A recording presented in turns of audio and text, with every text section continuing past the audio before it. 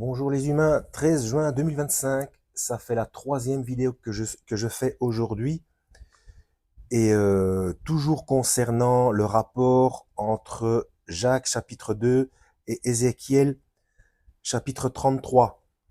Alors, vu l'excellente connexion que j'ai chez moi, je ne sais pas dans quel ordre vous allez recevoir cette vidéo et dans quel ordre ce sera publié sur ma chaîne, hein. Il y aura certainement des inversions. Donc, mais bon, ces trois-là vont ensemble. Je les mets toutes les trois dans la playlist la Bible que je mets en description de cette vidéo. Donc, il y a Jacques se trompe-t-il, euh, Jacques 2 et Ézéchiel 33. Et cette fois-ci, c'est la troisième que je fais. Je vais inverser, je vais mettre Ézéchiel 33 et Jacques 2 comme titre. Voilà. Parce que j'ai oublié de dire quelque chose dans la vidéo Jacques 2 et Ézéchiel 33. Pour les gens qui penseraient que oui, mais c'était concernant une attaque, etc., parce qu'on parle de l'épée. Bref, je vais lire. Hein. La parole de l'Éternel m'a été adressée. Fils de l'homme, parle aux enfants de ton peuple, tu leur diras, admettons, déjà c'est admettons, vous voyez, c'est admettons, donc ce n'est pas uniquement par rapport à une attaque militaire. Admettons que je fasse venir l'épée sur un pays et que la population du pays prenne l'un des siens pour l'établir comme sentinelle. Si cet homme voit venir l'épée sur le pays, sonne de la trompette et avertit le peuple. En hébreu, c'est chauffard, hein, trompette.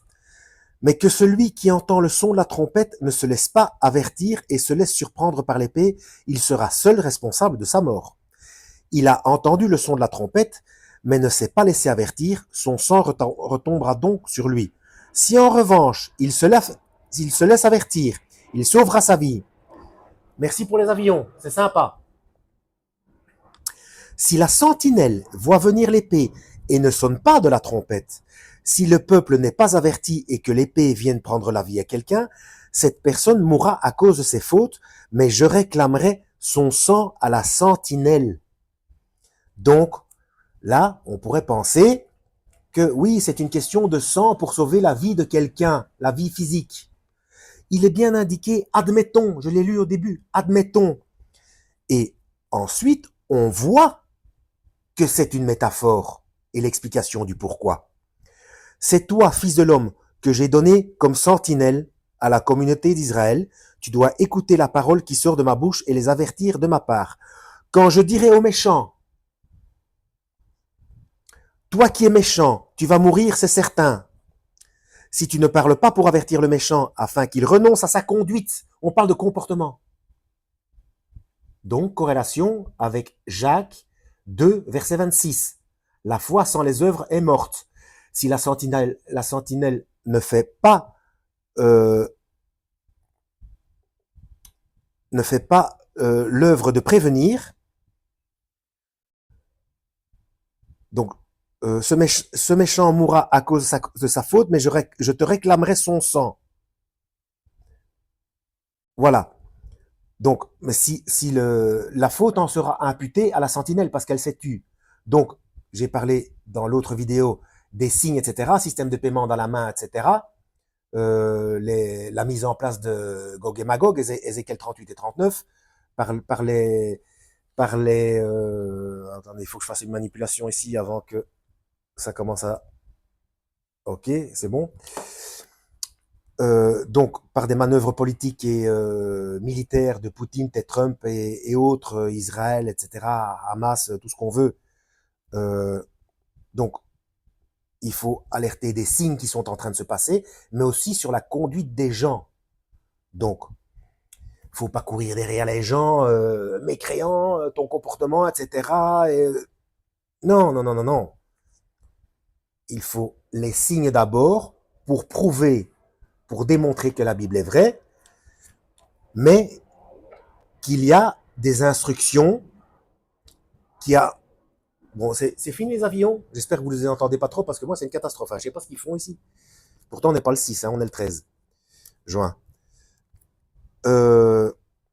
Donc, ce que je voulais dire, oui, donc c'est expliquer que ce qui se passe, c'est écrit dans un livre, donc le système de paiement dans la main, il n'y a pas photo. Hein. J'en reviens toujours à ça parce que c'est euh, c'est non interprétablement, c'est non interprétable, pardon, autrement. C'est comme ça, c'est factuel. Hein. Je le dis encore une fois, pour ceux qui habitent la région parisienne, allez voir sur l'île de la Jatte entre Courbevoie et Neuilly, on peut commencer à payer avec la main et ce système, c'est dans la Bible, c'est comme ça, c'est pas autrement, il n'y a pas à conjecturer. Donc, et nulle part ailleurs.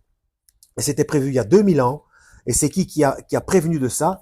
C'est Yeshua, c'est Jésus-Christ, et donc, il y a plein d'instructions de sa part, il faut aller voir ses instructions, ce qu'il a fait pour nous, paiement de la dette par son sacrifice, et tout son enseignement concernant le comportement à avoir. Voilà. C'est juste pour accéder à la vie éternelle, hein, c'est tout. Hein. Une broutille, vous voyez, une broutille. Donc, parce que quoi qu'il arrive, après la mort, on continue à exister. Hein, c'est comme ça. Hein. Donc, ce n'est pas un jugement, c'est une alerte. C'est hein, sonner du chauffard, etc. Attention, les signes sont là. Donc, il est temps de prendre les choses au sérieux. La dette est payée, il n'y a pas de souci, la dette est payée. Mais bon, mais il y a un mais, ok. C'est quand même un minimum. Si on n'est pas en guerre contre soi-même, on l'empêche de nous sauver. Moi, je suis pas meilleur que quelqu'un d'autre. Hein. Euh, euh, si vous connaissiez ma vie, le Christ récupère qui il veut. Hein. Donc, qu'on commence pas à dire oui, il est ceci, peu importe les défauts qu'on puisse me trouver. Non, non, non, non, non, non, non. C'est parce que vous ne voulez pas reconnaître que les choses que vous faites déplaisent à Dieu parce que ça l'empêche d'avoir que vous ayez accès. C'est une inquiétude de parents. C'est une inquiétude de parents. Si vous êtes parent et que vous voyez vos enfants jouer près des travaux où il y a des étincelles, etc., où il y a des grands trous, eh ben à la longue, vous allez finir par vous énerver parce que vous en avez marre, vous vous inquiétez. Eh ben pour Dieu, c'est pareil. Voilà, on joue pas avec sa vie, non d'une pipe en bois, et encore moins avec sa vie éternelle. Oh, ouais, mais je fais ce que je veux, je fais ce que je veux. Ah ben tu fais ce que je veux, tu fais ce que tu veux, bah tu meurs. Qu'est-ce que c'est que cette quand on a une solution pour ne pas mourir. Donc, de s'écarter du gouffre, de s'écarter des étincelles qui sont projetées parce qu'on fait des travaux. Je sais pas moi, un minimum de maturité. Bon, bref, tout ça pour dire que euh, tu avertis. Donc, si au contraire tu avertis le méchant afin qu'il renonce à sa conduite, puis qu'il s'en détourne et qu'il ne change pas de conduite, il mourra à cause de sa faute. Donc là, on parle, c'est métaphore, on parle de la vie éternelle.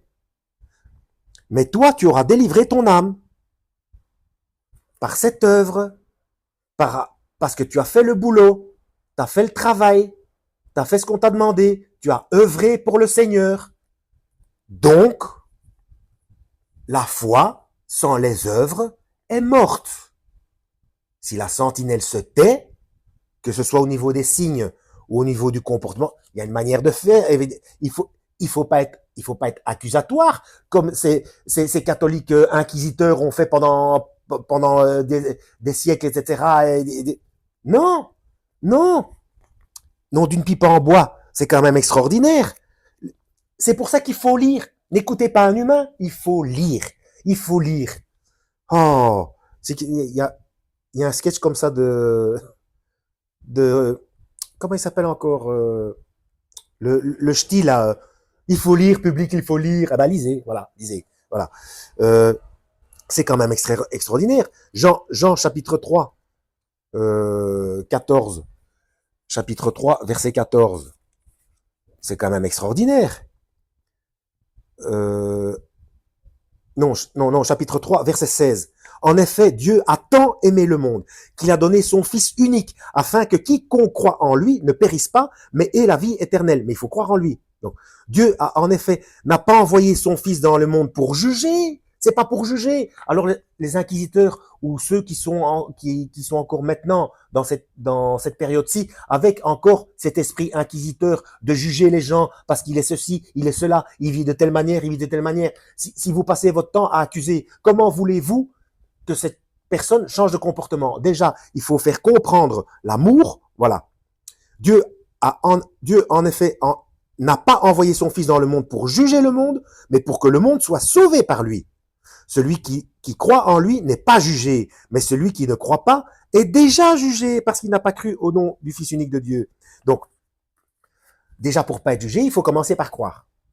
Et ensuite, on va voir ses instructions pour voir ce qu'il en est. Et on comprend pourquoi. Mais la dette, elle est payée, hein, c'est plié. Hein. Ça, c'est plié, il y a même plus à discuter. Mais après, si vous n'entrez pas en guerre contre vous-même, peu importe le péché. Hein. Alors, et il y a la métaphore aussi, je répète encore une fois, il y a la métaphore du lavage des pieds, c'est-à-dire, il sait très bien que des rechutes sont possibles. Il le dit lui-même, c'est impossible. Il est impossible à l'humain d'accéder au royaume de Dieu et de ne pas chuter. C'est pour ça le lavage de pieds, c'est pour les chutes occasionnelles. C'est pas pour le retour de nouveau à l'ancienne vie. Non, il faut lutter, il faut être en guerre, porter sa croix. Porter sa croix. D'ailleurs, il y a un exemple physique. Lui-même, il est tombé. Bon, là, c'était physique, hein. Mais ça veut dire que métaphoriquement, on sait très bien que même quand on porte sa croix, il va malheureusement y avoir, il faut tout faire pour ne pas chuter, mais qu'il va y avoir des chutes. D'où le lavage des pieds, la métaphore du lavage des pieds. Vous voyez? Donc, tout ça pour dire que Ézéchiel 33, c'est la confirmation que Jacques chapitre 2, verset 26, est juste. Voilà. Normalement, vous mettez les 3 vidéos ensemble et ça devrait être complet. Si je repense à un truc, je reviens vers vous. Donc, c'est pour ça que moi j'ai la politique de parler des signes d'abord, parce que c'est ça qui est flagrant. C'est ça qui est flagrant.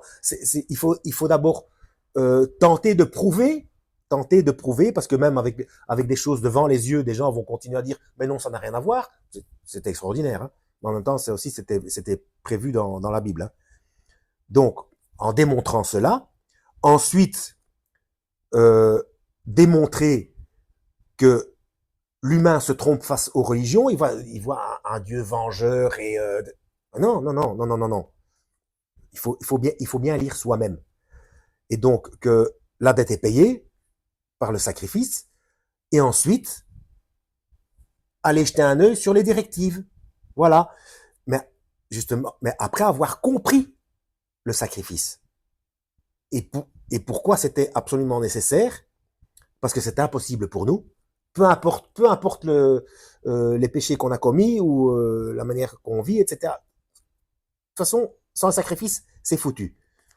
Mais qu'ensuite, il faut quand même faire attention, c'est normal. Il faut quand même arrêter de se promener sur une corde à linge à 200 mètres de hauteur, alors qu'il y a des trottoirs de 200 mètres de large, bien à plat au sol. Hein. À un moment donné, ça devient ridicule. Hein. Bon. Bref, en espérant avoir été utile, lisez la Bible. Ce qui se passe en ce moment, c'est indiqué dans la Bible et nulle part ailleurs. Et ce n'est pas de la religion. La Bible n'est pas un livre de religion, c'est un livre de code. Il y a au moins 4 niveaux de lecture différents. Et les dirigeants de cette planète depuis l'Antiquité ont utilisé ce livre pour fabriquer des religions afin que les gens se tapent dessus. Déjà, les humains écoutent d'autres humains au lieu de lire soi-même. C'est pas prudent. C'est pas prudent. Voilà. Lisez la Bible et que Yahweh vous guide.